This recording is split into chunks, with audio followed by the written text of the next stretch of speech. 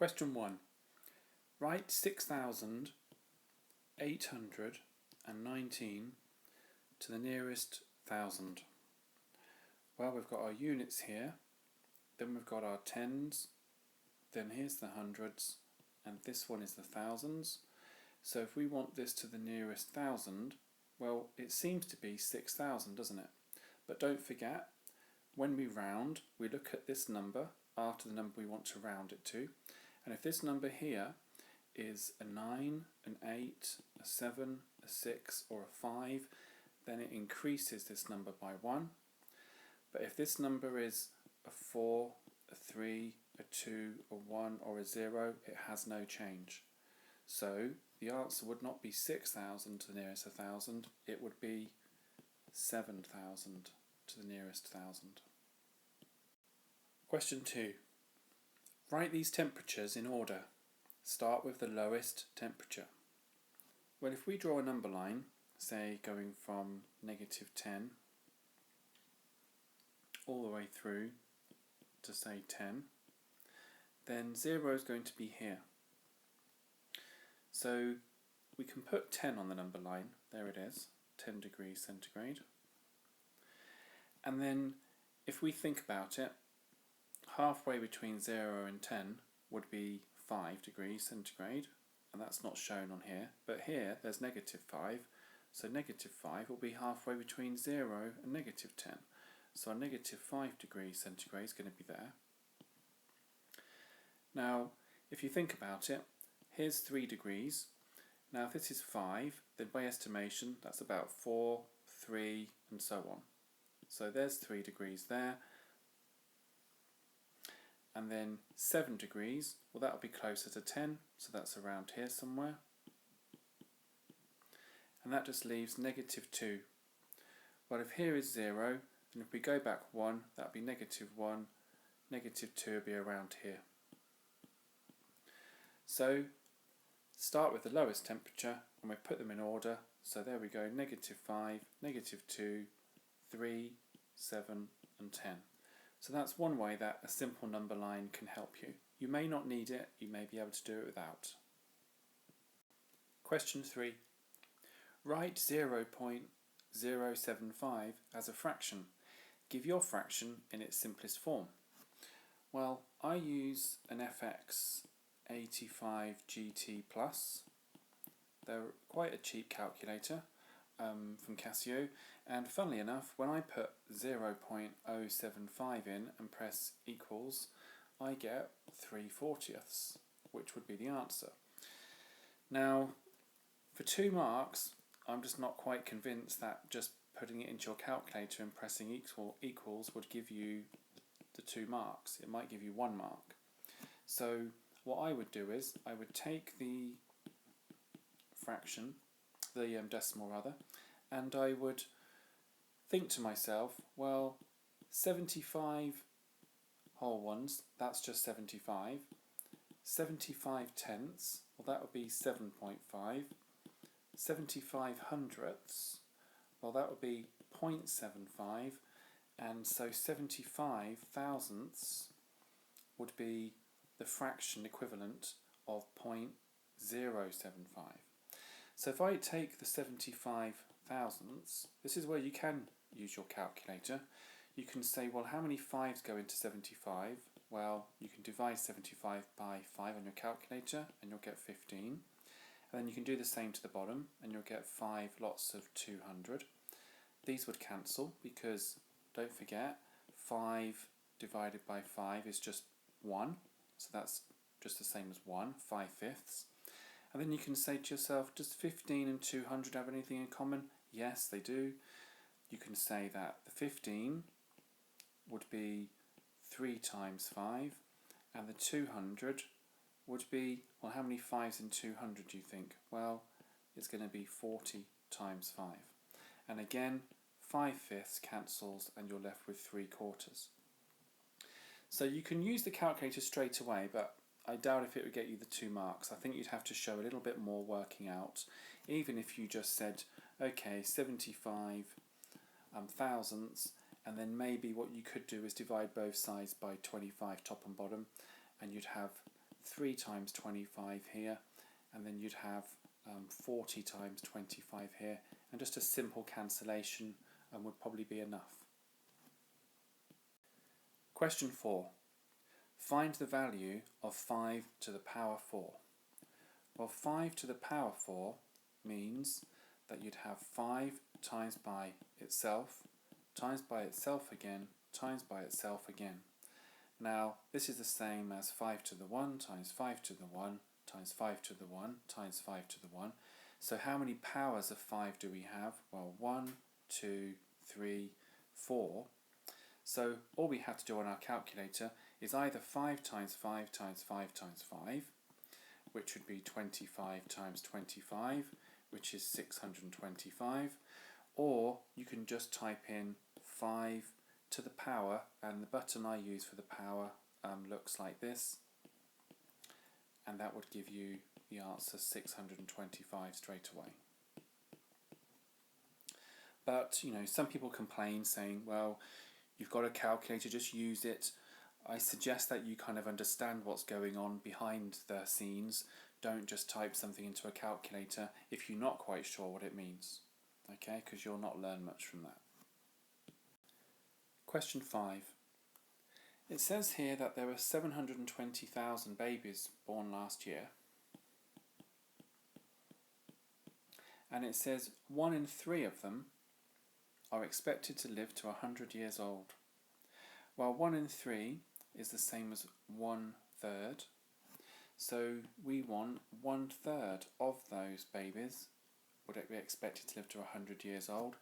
And how would you do that on the calculator? Well, there's a couple of ways. You can either do 1 times 720,000 and then press divide 3, and that will give you, I believe, 240,000. Or you can just simply do 720,000 divided by 3. And the reason for that is that because you've got 1 times 720,000, that's just the same as 720,000. And really, this is like having a fraction 720,000 whole ones. So this 3 and the 1 here, when they're multiplied, just give a 3. So this fraction is exactly the same as writing all of that. So you can just simply put this in your calculator and that would be the answer. Question 6. Here is part of a train timetable from Swindon to London. The first part says, how long should the 6:58 train from Swindon take to get to London? Well, this is the train in question, and this is where it gets to London here. So we want to go from 06:58 right through to 08:02. So to get to 7 o'clock, well, that's 2 minutes. And then to get to 8, that's another hour, so that's another 60 minutes. So I can write this in minutes here. And then we've got another 2 to get to 08:02.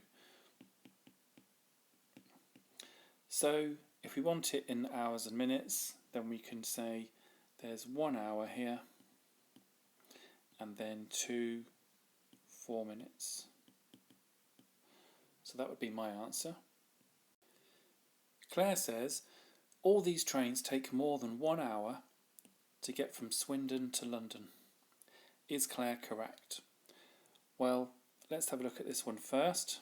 So from here to here, if we just added 1 hour, we'd get from 06:10 to 07:10. So this one is more than 1 hour. From here to here, well, that's more than 1 hour.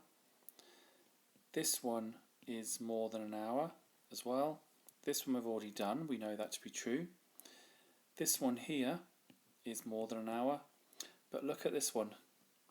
From 07:17 to 08:14, well, that's less than an hour. So we're 3 minutes short of an hour, so that's 57 minutes there. And this one here, well, that's more than an hour. So we can say here that the 0717 arrives in less than 1 hour, so Claire is wrong. Okay, so that wasn't too bad, that question. Question 7. Tracy buys the following items and shares the total cost equally between 5 people. So it says, how much does each person pay? So you can use your calculator here, but to develop numeracy skills, of course, I'm going to look at it without as well at the same time. So we'll have 2 lots of the coffees at £1.10, so that'll be £2.20. 3 of the teas at 95, so that will be the same as £3 with 15p taken off, and that's going to be £2.85. And then 5 sandwiches at £2.15. Well, there'll be 5 lots of the 2, that'll be the £10, and then 5 lots of the 15, that'll be 75. So we've got £10.75 there. So if we add up all these amounts here, then we've got £10.75, £2.85 and £2.20. So we're going to have 15, 17, 18, £15.80p. And what we're going to do then is share that cost equally between 5 people. So you've probably done that on your calculator, but if you want to practice your division skills as well while you're revising, then we're going to have 1 remainder 3. So we're going to have £3.16p. That's what each person would pay. So not too bad a question, especially with a calculator. That's absolutely fine. Question 8. Rachel carried out a survey of 10 people to find out the type of fruit they like best. The table gives the information about her results, and it says which type of fruit is the mode. Well, mode, or the word modal, means the most popular, the one that happens the most. So in this case it was banana. And in Rachel's survey it says 2 out of 10 people liked apples best. So 2 out of 10 as a percentage, well, that would be 20 out of 100, wouldn't it? Because if you take 2 out of 10 and you times top and bottom of this fraction by 10, then you make the numerator 20, the denominator 100, and anything out of 100 is automatically a per, which means divide, cent 100 of 100. So it's 20 per 100, so it's 20%. On the calculator, of course, most calculators you can just do 2 divided by 10 and times by 100, and that will give you the percentage 20%. So if you do 2 divided by 10, on some calculators you'll see 0.2, and all you have to do is just realise that you can go between this as the fraction, this one as the decimal, and then this one here would be the percentage. Okay, so fractions, decimals, percentages, you've got to be really good at going between each and every one of them. Now, Pete also carried out a survey to find out the type of fruit people like best. He asked 30 people which type of fruit they liked and they like best, and he drew this pie chart for his results. It's a bit fiddly this, but it says a smaller proportion of people like bananas best in Pete's survey than in Rachel's. Right, so let's look at Rachel's first.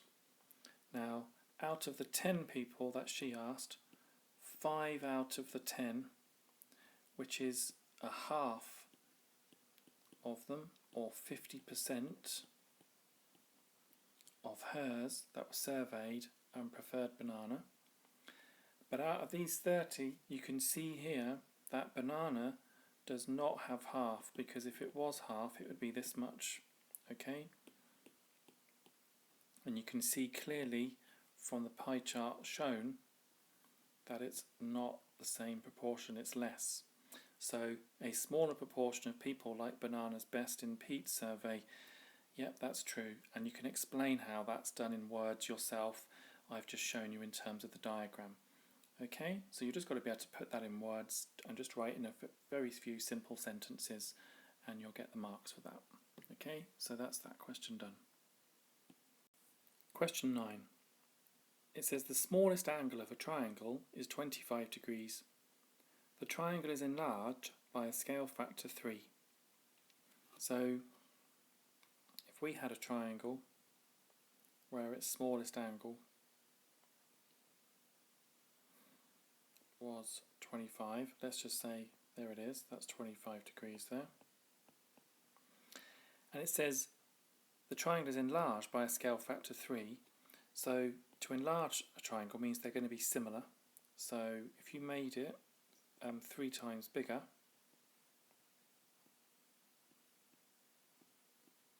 you'd have something like this.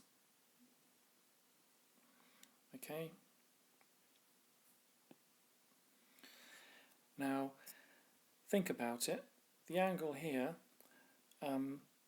couldn't actually get bigger, because if it did and became 75 like Ben thought, then 75 would be, well, it wouldn't be the same triangle, would it? You'd have an angle something like this for the angle here. And if you enlarge that by a factor of 3, you would not get similar triangles. When you enlarge something, this triangle here, the smaller one, which I can draw separate, okay, has got to be similar to this large enlarged triangle here, the red one. Okay, and the nice thing about that is that this angle here, and I'll draw another colour here, that this angle here corresponds to this angle here, this one here corresponds to this one here, and this one corresponds to this one. Okay, so angles do not enlarge by the same scale factor, and you can write something like this as your answer. So you can write Ben is wrong because the triangles will remain similar, the angles must remain the same. So I'm sure there's other answers that people could write as well, i.e. maybe something simple like under enlargement the angles are preserved, but a diagram with a bit of an explanation. I know it's only 1 mark, in fact I think that it's probably worth 2, but okay, 1 is what it says on this paper. Let's move on. Question 10. It says Carol ran a race and the graph shows her speed in meters per second, t seconds after the start of the race. And the first part of the question is, write down Carol's speed 3 seconds after the start of the race. Well, let's go to 3 here. In the exam you would draw a dotted line, read across, and then look very carefully at the scale. There would be 7, so it would be 6.2, 6.4, I would go with 6.6 meters per second. Now it says write down Carol's greatest speed. Well, we can see here that the greatest speed would be here, and so we read across, and we can see here is 9, so we'd write 9.8 meters per second. The next part of the question says there were 2 times when Carol's speed was 9 meters a second. Write down these 2 times. Well, if we just draw a dotted line at 9 meters per second, then we can see it hits the graph here at this time, which is quite clearly 5 seconds, and then it also hits the graph here, and if you read down you can see this is and 9 seconds. So 5 and 9 would be the answer. Question 11. The first 3 terms of a number pattern are 1, 2, 4. Hester says the first 5 terms of this number pattern are 1, 2, 4, 8, 16. Write down the rule Hester could have used to get the 4th and 5th terms. Well, to get this 4th term here, and then the 5th term, you could write something like you could have doubled the previous term, or times the previous term by 2. Write down the 6th term. So if this is the first term, 2nd, 3rd, 4th, 5th, well the 6th one will be double 16, i.e. double the previous one, and that will be 32. Jack uses a different rule. He says the first 6 terms of the pattern are 1, 2, 4, 7, 11, 16. Write down the 7th and 8th terms. So we've got 1, 2, 3, 4, 5, 6, and we want this one and this one. So one thing I've noticed here is it goes up by 1, then 2, then 3, then 4, then 5. So the next one will go up by 6, and 16 and 6 is 22, and the next one up by 7, and 22 and 7 is 29. So I would say 22 and 29. Question 12. Martin has 8 pints of soup in a pan. He also has 24 soup bowls, and he intends to put 0.3 pints of soup into each bowl. So if he has 24 bowls and 0.3 pints in each of them, then we can do that on the calculator, and what you would get is 7.2. Now what would that mean? Well, if these are the bowls here, and this is how much of a pint that you're putting in each bowl, then this would stand for 7.2 pints of soup used so far. So if you know that there are 8 pints to begin with in the pan, and 7.2 pints were poured away, then on your calculator you could do 8 minus 7.2, and you'd get 0.8 pints. You could also do a subtraction sum like this. Okay, however you do your subtraction, I think most people probably do it this way and get the answer that way. Okay, so that's question 12, and that's not too bad. Question 13. Abby invests £500 for 4 years in a bank account. The account pays simple interest. Now, first of all, simple interest is very rarely paid in bank accounts. It's usually compound. The difference between compound and simple, well, compound means you have some money and then it gains interest over that first year, and then you end up with more in the account on the first year, and then in the second year you end up having interest charged on the money you've accrued over the first year, so it compounds, it gets more and more and more.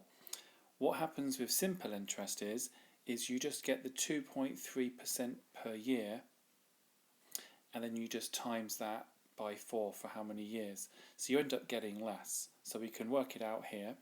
So if we want to do 2.3% of 500, well, with your calculator, you can do 2.3 divided by 100 times, which is of 500. So let's have a look at what that is. So we've got 2.3 divided by 100 times 500. And that gives me £11.50. Now all I have to do then is just multiply that by 4, because that's how much I would get each time. So if I now times that by 4, you can do all this on your calculator, I end up getting £46. So that's the simple interest way. So if you want to go to the next question, that's fine. I'm going to do compound now. So the difference between that is that if you take the £500 and then you do exactly the same, you times it by 2.3 over 100, you'll end up with the £11.50, just like we had before. But what happens with compound is, so that's year 1. For year 2, you end up adding this £11.50 to the 500 that you started with, and you'll have £511.50, and then you just apply the interest rate again, so times 2.3 over 100, which is 2.3% of it, and I'll do that on the calculator. So you'll have £511.50 times 2.3 divided by 100, and that works out to be 11.7645, which you don't need to round, and bank accounts would not round that until the very end of the year. So it's to the nearest penny about £11.76. So can you see that's 26p more than what you'd have in the first year. So simple interest just does the £11.50, £11.50, 4 times, whereas compound, it grows. So we'll do one more. We'll add this now to the £511.50 that we started with. So £511.50 plus the new interest, and I'll do that to all the 4 decimal places, 11.7645, and that would be 523.2645, times that by 2.3 over 100, so times by 2.3 divided by 100, and we end up getting £12 and 4p, and that's to the nearest penny now. So you can see that by the end of the 3rd year, the interest that you would get on the amount is growing, okay? And that's how compound interest works. So that's that question. So simple interest, quite an old term and not very much used at all in banking nowadays. Question 14. The graph shows the cost of using a mobile phone for 1 month for different numbers of minutes of calls made. It says the cost includes a fixed rental charge of £20 and a charge for each minute of calls made. It says work out the charge for each minute of calls made. Well, I think this is quite a tough question, and I think a lot of you would find this quite tough. Now, if you use no minutes, then you pay the £20 because that's a fixed rental charge. If you used 100 minutes, then you would end up paying up to here. Now, how much would that be? Well, we've got 1, 2, 3, 4, 5, 6, 7, 8, 9, 10 spaces for £10, so each space is £1. So for 100 minutes, that's £3, which is 300 pence. So it looks as though if we divide both sides by 100 here, we're going to get 1 minute is 3 pence. Now the nice thing about this graph is that it's a straight line, so no matter what we do, it's always going to be the same. So if we looked at this one, say 300 minutes, we'd have 1, 2, 3, 4, 5, 6, 7, 8, 9. So 300 minutes would be £9 or 900 pence. And can you see, if we divide both sides by 300 there, we're going to get exactly the same. 1 minute is 3 pence. So the fact that it's nice and linear means that no matter where we started from, and I just chose an easy one here for the 100 minutes, we can always work out then the cost, the charge for each minute of calls made. So 3 pence per minute. So not too bad if you just understand how straight lines can help you. Question 15. Here is a list of ingredients for making chocolate mousse for 2 people. Don't forget that's for 2 people. It says Ellie has 250 grams of sugar and 550 grams of dark chocolate. She assumes that she has plenty of lemon juice and plenty of eggs. What is the greatest number of people Ellie can make chocolate mousse for? Well, it really depends then on the sugar and the dark chocolate not running out. So if we look at this 110 here for the dark chocolate, that will give us a really good clue, because the most we could times that by is 5, isn't it? And that would use up all the dark chocolate. That would use up 550 grams. So if we times all the other ingredients by 5, that would be 40 times 5. That would give 200 grams. You can use your calculator for that if you need to. 2 times the 5 would be 10 eggs. And a quarter times 5, that would be 5 quarters or 1.25 teaspoons. Okay? And we're assuming that she's got enough of that anyway. However, if she wanted to do more, i.e. multiply this up by, say, another person, well, she'd be in trouble, because timesing this by 5, i.e. to make enough for 10 people, she's right at her limit on dark chocolate. Any more and she'd be not having enough dark chocolate left. My explanation would be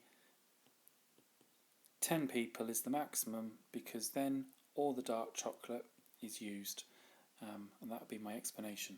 Right, let's see if there's any more to this question. It says here, Ellie only has 6 eggs. What effect would this have on the greatest number of people Ellie can make chocolate mousse for? Well, she had 2 eggs to begin with, and 2 eggs made enough for 2 people. So this is not too bad, because that would mean that if she had 3 eggs, that would be 3 people, 4 eggs, 4 people, 5 eggs, 5 people.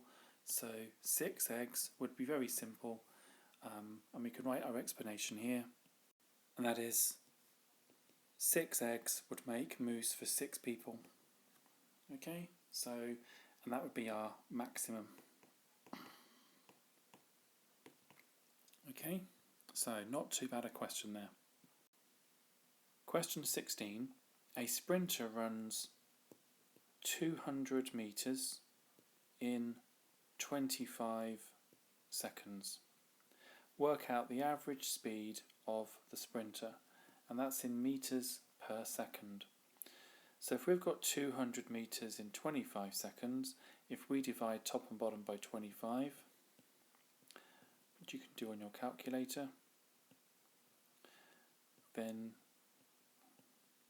you'll have 200 divided by 25 metres per 1 second. Okay, so you don't write the 1 second here, so your dimensions is metres per second, which is what we've got here. Look, metres per second, and the answer is 200 divided by 25, which you can use your calculator for, but you might be able to see that it's 8 metres per second. Question 17. Part A says simplify, and we have 7x and minus 3x. So in terms of the x's, we have 7x minus 3x, which is just 4x. So we can get rid of those. And then how many y's do we have? Well, we have 2y plus another 4y. So that gives us 6y. So we can just write 4x plus 6y. Part B, it says factorise. So what that means is, if we take 10x minus 15, if we break it down into some factors, say if we factor 10, we can say that's 2 times 5 times x. And if we factor, or you should really say factorise, 15, that would be 3 times 5. And then look carefully here. You can see a common factor in both. And if you take that out as a common factor and put a bracket, and then you've got 2 times x left, yeah, which is 2x, minus, well, 3 was left here. Okay, so let's go through that process again. You take the 10x and you look at the negative 15. You factorise the numbers here. The 10 is 2 times 5 times x, and you do the same to the 15, which is 3 times 5. You then look at the common factor, which is 5, and then whatever's left here, the 2x and the minus 3, is what you put in the bracket. And then you can always check and see if it works by just doing the opposite of factorising, which is expanding. And you can just write 5 here, 2x minus 3, multiply them out, and you'd get 10x minus 15, and then you would know that you were correct. So part C, solve 5p equals 3p plus 8.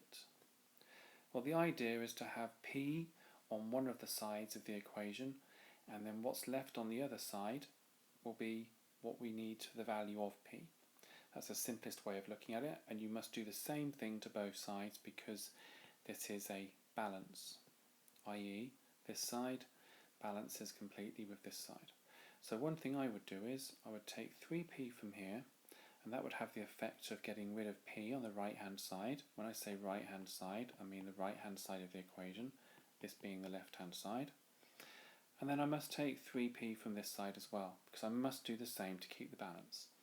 So I'd end up with 2p equals 8. So what that means is, it means 2 times something is 8.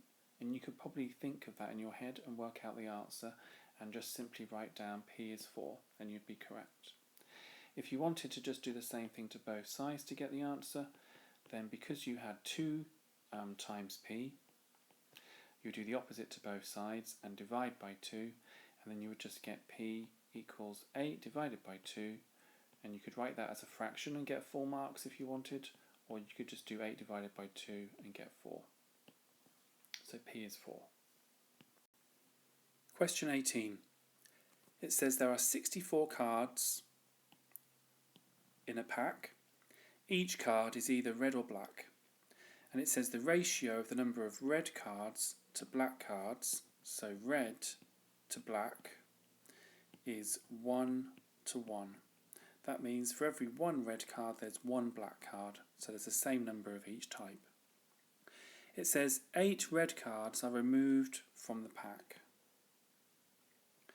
And it says find the ratio of the number of red cards now in the pack to the number of black cards.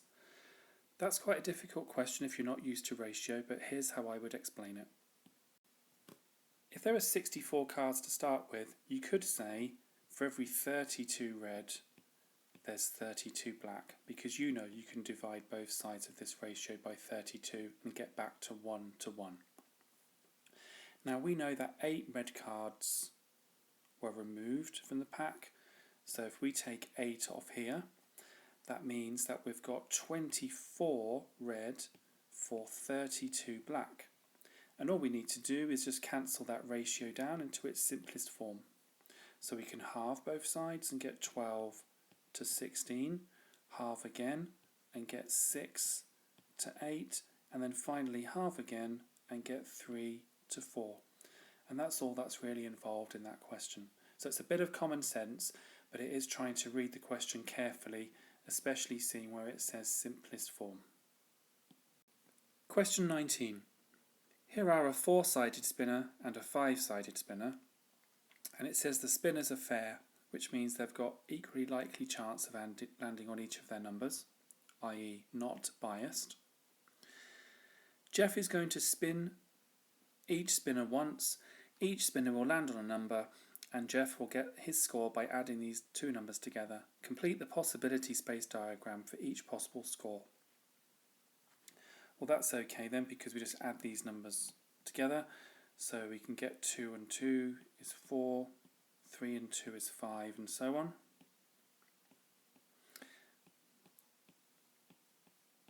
And then we can get on with the question.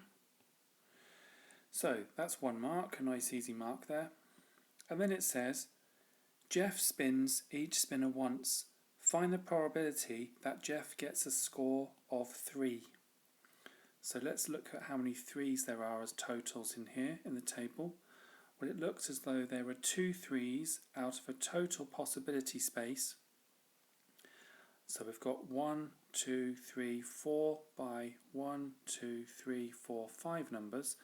So 4 by 5, that's 20 outcomes.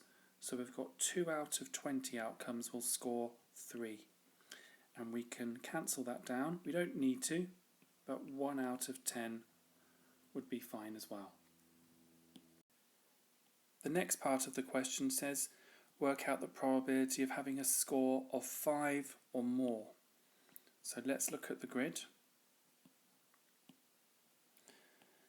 And then ones of 5 or more. So we've got 1, 2, 3, 4, 5, 6, 7, 8, 9, 10, 11, 12, 13, 14 choices here out of a possible space of 20. So you could leave that as your answer, or you could cancel it down to an equivalent fraction of 7 out of 10. So don't forget, you could have written 0.7 or 70%, but fractions are probably the best way of writing them. Question 20. It says water flows through a pipe at a rate of 20 gallons per 1 minute. And it says what 1 gallon is. So if 1 gallon is 4.55 litres, then it wants to change 20 gallons per minute into litres per second. Okay? Well, first of all, there's going to be an intermediate step here. So 20 gallons, we can do 20 times 4.55, and you can use your calculator for that, or not, it's up to you. So 20 times 4.55, that would be 91 gallons in 1 minute. So 91 litres, sorry, in 1 minute.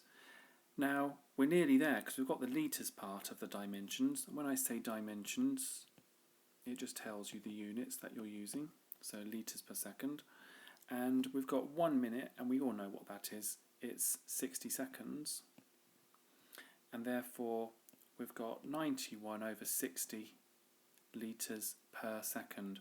When I say litres per second, the per part is like having percentage, which is out of 100. So litres per second, you write L and then per, which means divide by seconds. Just like if you had 80%, it would be 80 divided by 100. Okay, so don't forget what this word actually means and where it comes from. So all we've got to do is 91 divided by 60, and that gives us 1.516 recurring litres per second, and it wants it to 3 significant figures here. So first, second, third, and the 6 would change the 1 to a 2, so we've got 1.52 litres per second. Or you could just write it in plain English like so.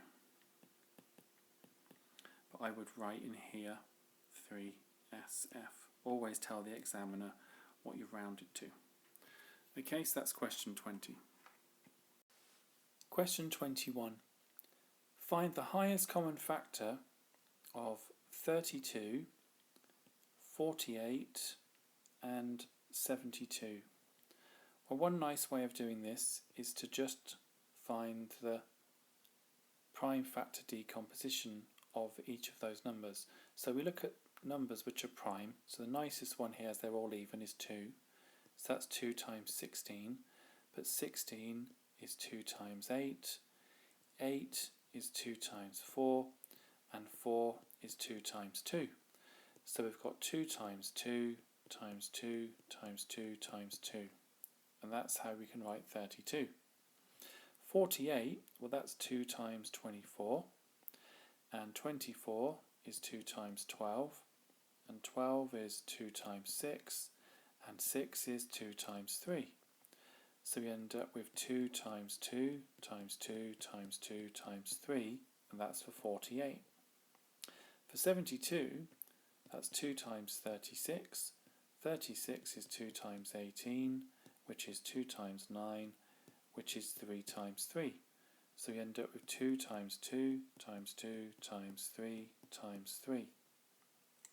So let's have a look at what they have in common. So they have one multiple of 2 here, another power of 2 here, so that's 4, and another one, so that's 8. Now, they don't have anything else all in common here. So for me, what I would say is, as we've circled 2 times 2, which is 4, times 2 is 8 in each of them, and I can't go any higher because I don't have anything else completely in common, then I would say 8 is the highest common factor of those 3 numbers. Question 22. It says describe the single transformation that maps shape A onto shape B. Well, let's pick a corner on A and a corresponding one on B, and let's see what we can do. It seems to be going along 1, 2, 3, 4 on the X and down 1, 2, 3 on the Y. So we can write that as a column vector here, 4 minus 3. And how has this point here moved? Well, it has translated 4 units to the right on the X and down 3 units parallel to the Y-axis. So the word we're trying to use here is translation. So we've got a translation of 4, negative 3, which we can write as a column vector. And that should work for any point. So let's have a look. 1, 2, 3, 4, and then 1, 2, 3 down. Okay, say for this one, 1, 2, 3, 4, and then 1, 2, 3 down. Okay, so this is what we'd write for the answer. Question 23. The time series graph shows information about the percentages of people in a village that use the village shop for the years between 1980 and 2010. And time series just means how some data changes over time. Okay, and that's all it means. It's nice and simple. And we have to describe the trend in the percentage of the people in the village who use the shop for this period. Well, hopefully you can see that it's a downward trend, and I would say something like this. The percentage of people who use the shop decreases, and that's a perfectly fine answer. Well, the next part is something that I haven't really done before, not in a GCSE paper, not for a very long time, if at all. I know it's simple, it's kind of like a correlation graph, but I've not seen it in this kind of context of time series. It says use the graph to predict the percentage of the people in the village likely to use the shop in the year 2020. So I think what I would do here is I would draw a trend line. I hope that's going to be right. If not, I'm sure people are going to tell me. So I'll choose this colour orange, and let's get that line in, and let's put it where it covers most of the points here. So I think that will be my trend line there. So it's like a correlation graph where you've got to draw the line of best fit. So what we need to do is draw a dotted line up here and then read across. You use a ruler, of course. And we've got 10, 11, 12, 13, 14, 15, 16, 17 and so on. So I would say 13 would be my answer there. So I would say 13% C trend line. Okay, and I'm sure that you'd get scope for having maybe 14, 15 or 16 or something like that, because if you were to change your line here and have it something like, if I can change it, you might have something like that, for example, or if I can get this right without making a complete mess of it, you might have had something like so, for example, and if you did, then that would just give you 14, okay, as your estimate. So it's not really strict, like you have to nail it on the head and get 13 or you're wrong. You'll have some leeway, okay, so that's that part done. The next part of the question says, is your prediction reliable? Explain your answer. Well, looking here, it seemed to go up to 2010, and 2020 is a good 10 years later. So I would say probably not reliable. In fact, I'll be very definite here, not reliable. And I would say no, because 2020 is way beyond the time period covered by the given data, i.e. it's quite a big jump, okay, from here to here. So that's what I would say. So I'm going to write that down, and hopefully that's going to be all the marks here. So let me write that first.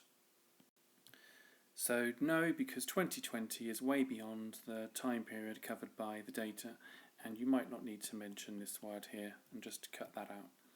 Okay, so let's have a look at the next question. Question 24. Part A says expand and simplify this expression here. So we have 3 lots of y minus 2, and we have 5 lots of 2y plus 1. So first of all, we have 3 lots of y, which is 3y, and then 3 lots of minus 2, which is negative 6. And we have 5 lots of 2y, which is 10y, and 5 lots of positive 1, which is 5. So that's the expanding part done.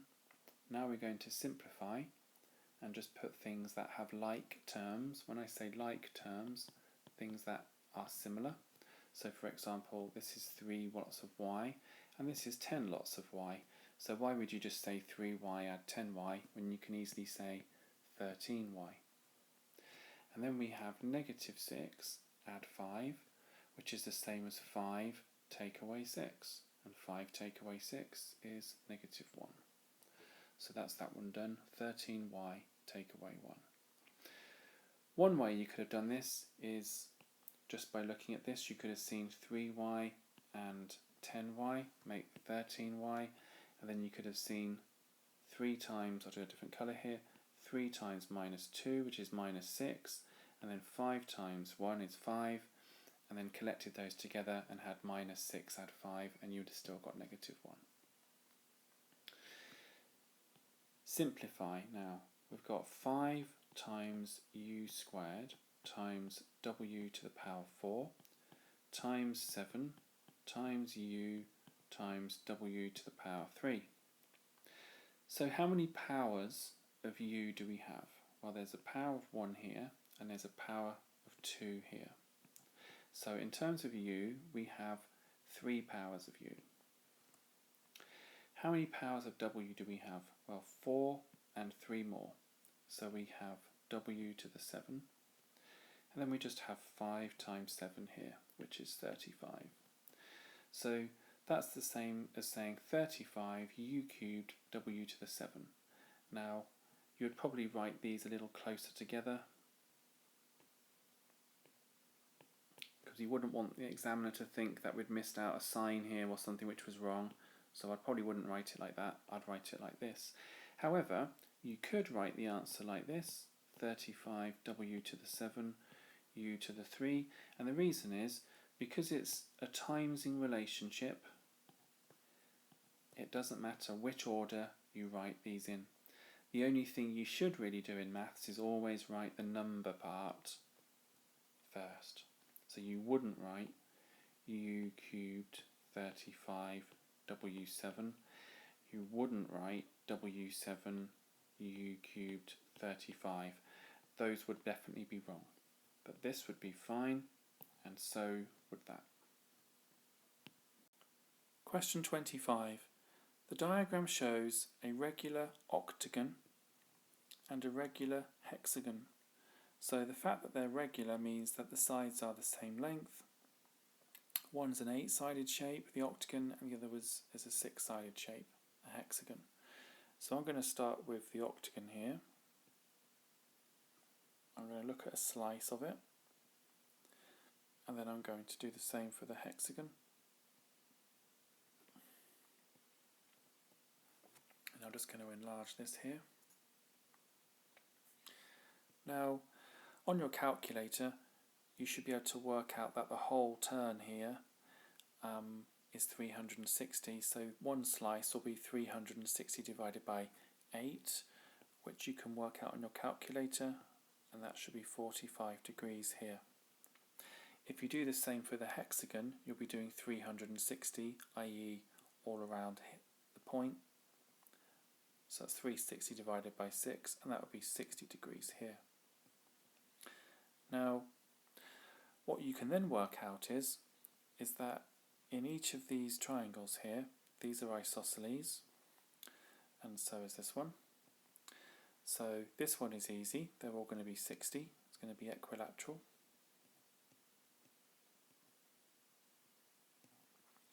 And in this one, as I've got 45 used up already, then the other two are going to be worth 135 between them, because these angles here plus 45 must make 180. So they're going to be 67.5 each, and you can use your calculator to help you work that out if you need it. So let's put those in here. So we'll have 67.5 for each of them. Now, the nice thing is that if we did this again, then we'd have another 67.5 here, and then if we did this one here, we'd have another 60 here. And the nice thing is that if we go around, and we'll use another colour here, if I started here and went all the way around back to the start again, that would be 360, wouldn't it? So on your calculator, you can add up all of these four. So that I think I'd make that in my head as 240 plus 15, which is 255.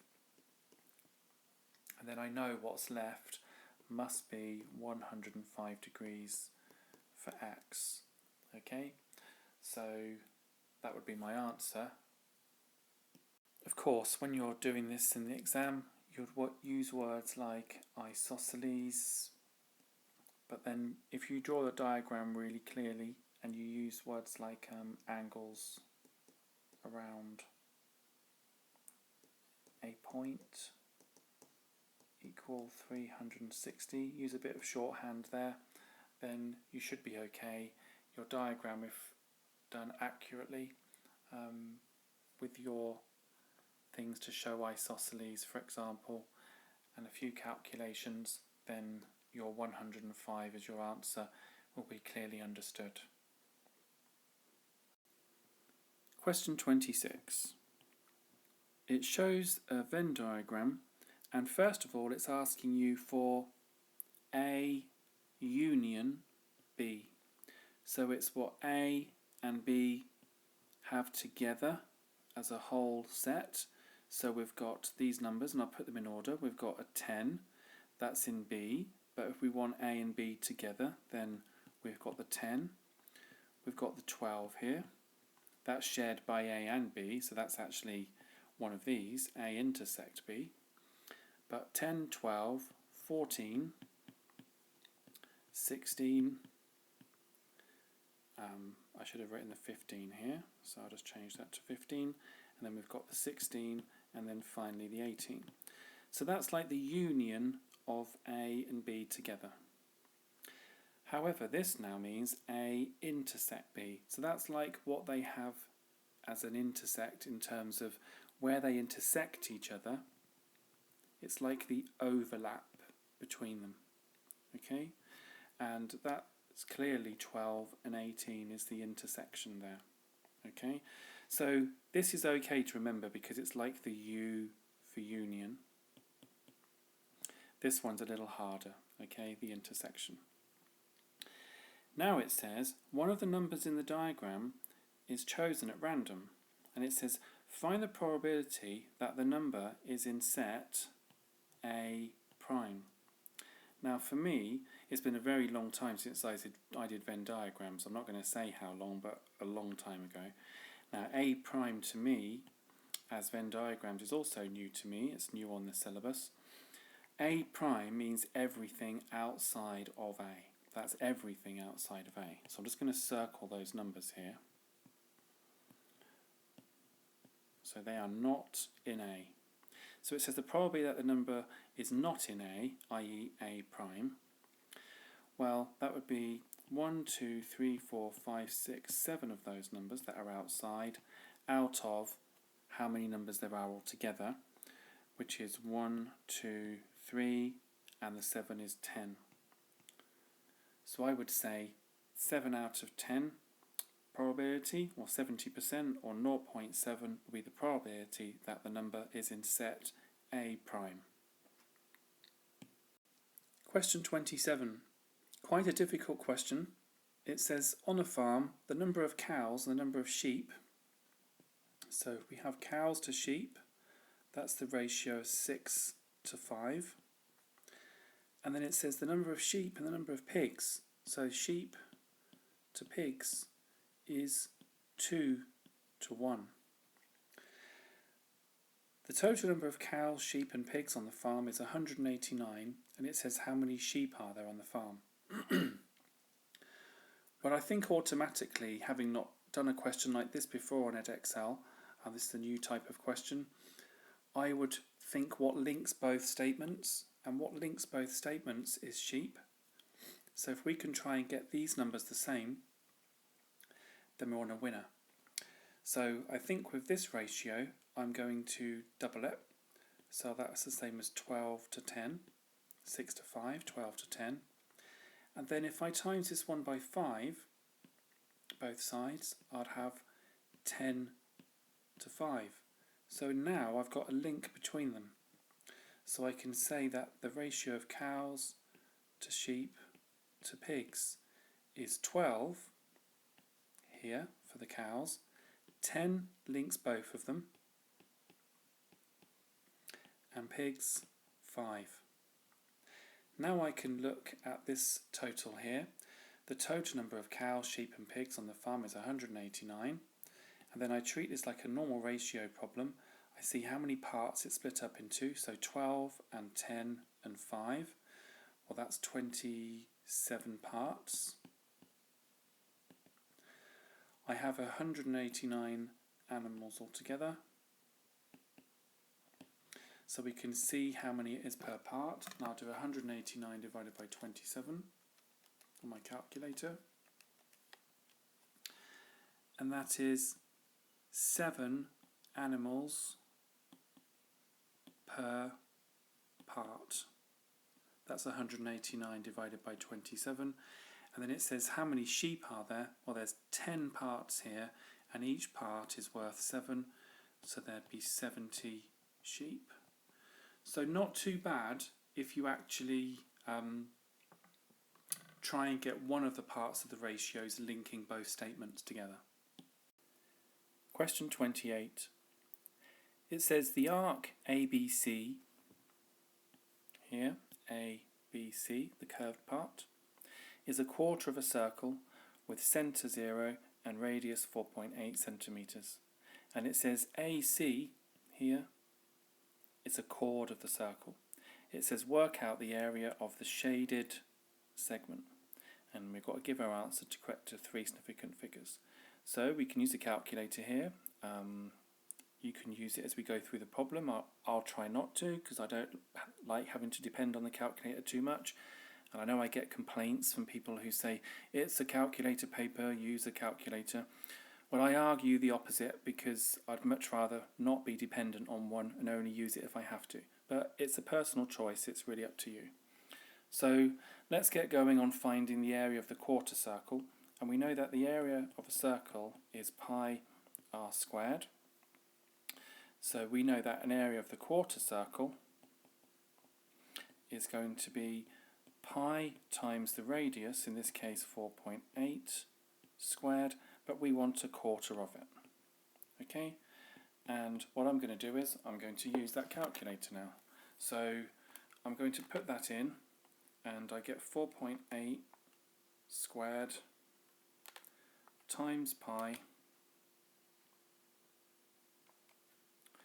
and then I'm going to divide the answer by 4, and my calculator says 144/25 of pi, which I could decimalize later if I want to.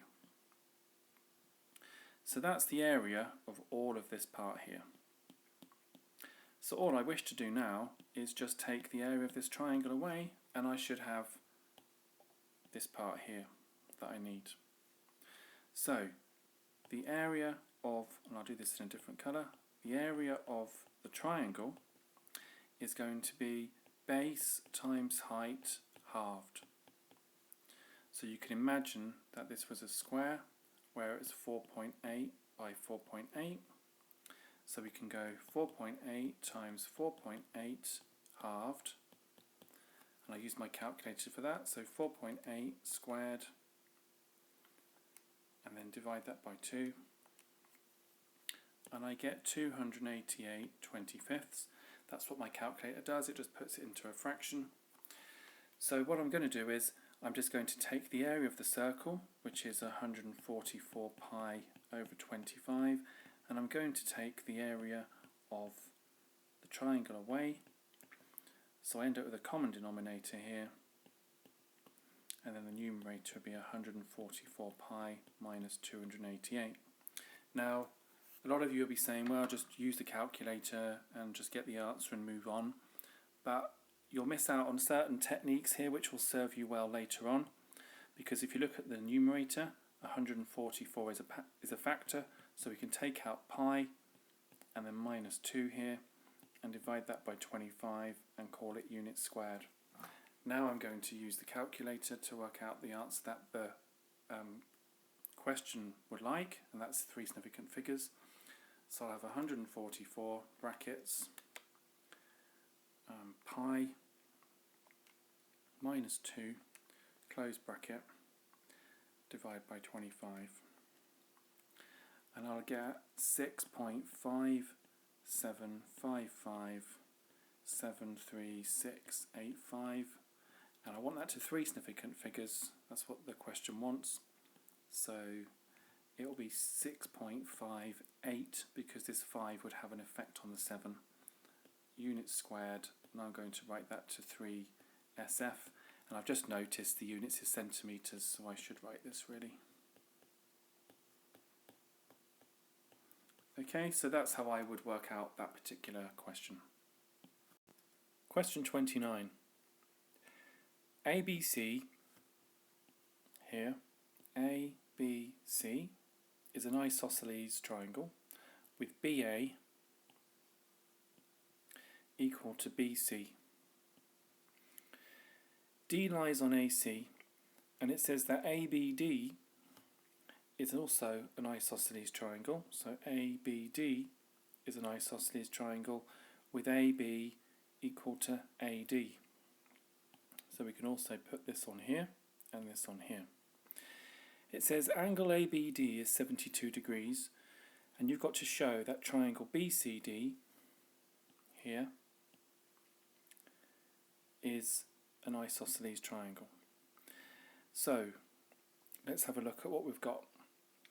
Well, we firstly know that AD and AB are the same length, and ABD is isosceles, and so this angle here must be 72 degrees also, because base angles of an isosceles triangle are equal. This would then mean we can find angle A, because we know that 72 and 72 is 144, which leaves 36 left for this angle here. Now, also remember that AB and BC are the same length because triangle ABC is isosceles. So we know this angle is 36 here. We've just shown that. So this angle must be 36 because it's isosceles. So if those two angles here are 36 each, then 36 and 36, that makes 72, which leaves 108 for this top angle here, because angles in a triangle add up to 180. So if there's 108 for the top angle, and we've already got 72, well, that leaves 36 left for this angle here. Now that seems like quite a lot of work, because we've shown that this angle and this angle are the same, so therefore two angles are the same, so it must be isosceles. So we have shown that triangle BDC is isosceles because two of the angles are the same, and this top angle would be 108 here. And we know that also because 72 here and 108 make angles on a straight line, so there was an alternative method there. But all we had to do was show that two of the angles were indeed the same. If three of the angles had been the same, it would have been equilateral, but because two of them are just the same, then it's isosceles. Now I haven't written down all the explanations here, I've just shown you a way through doing the problem, and you must give your own reasons at each stage, and it's just simple things like angles in a triangle add up to 180, AB equals BC for example, or angles on a straight line add up to 180. You must write those sentences yourself. But this is just a little overview for you of question 29.